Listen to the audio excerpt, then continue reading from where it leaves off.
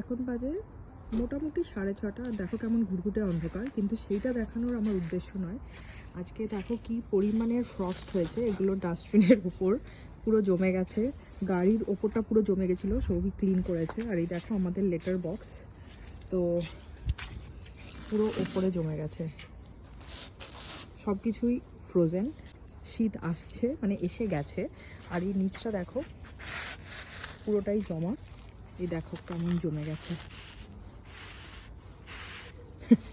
আর চারিদিকটা এত সুন্দর। আর ওই যে সৌভিক নামছে।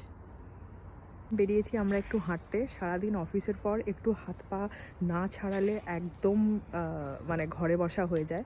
এখন -2, কিন্তু -2তে ঘরে বসে থাকলে চলবে না, কারণ এরপর এটা -10ও হয়ে যাবে। তো বাইরে বেরোনোর অভ্যেসটা ইরেসপেক্টিভ অফ কেমন ওয়েদার থাকলেও বজায় রাখতে হবে।